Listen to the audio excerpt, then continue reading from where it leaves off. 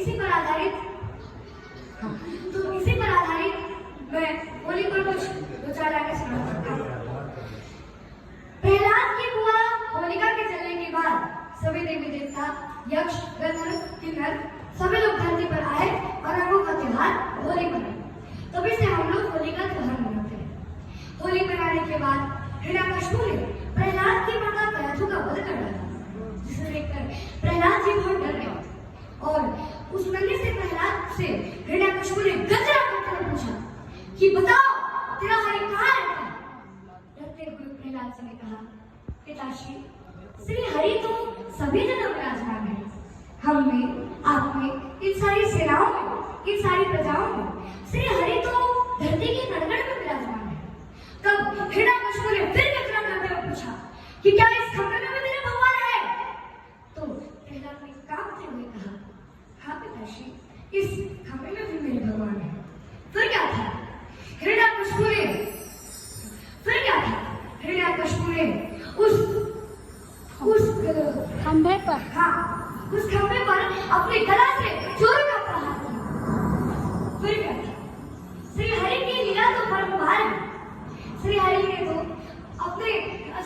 तो हिरण्यकश्यप के तप और वरदान के अनुसार नरसिंह अवतार में प्रकट हो गए और हिरण्यकश्यप की छाती फाड़ते हुए उसका सारा लहू पी गए।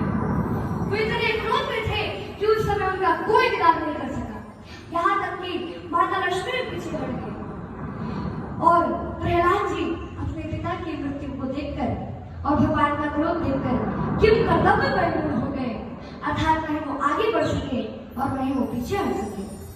तब भगवान नरसिंह ने प्रहलाद से क्षमा याचना की कि कोई बबू कुछ सुकुमार मेरे नदर कोई का प्रमोद कृतना रुणया तुलार से आलोकितम विशदमे तदवोत पूर्वम छंदम्यं जदिमे समय विलंब।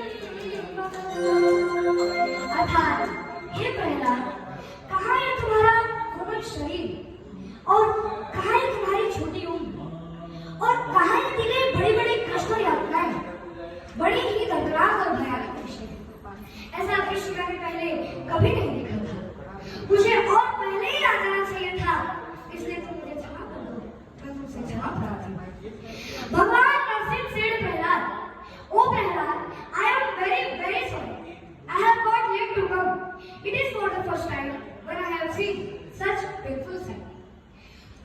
हमारा भारत न्यूजीलैंड से आईसीसी चैंपियन ट्रॉफी में जीत चुका है। हाँ, जीत चुका है और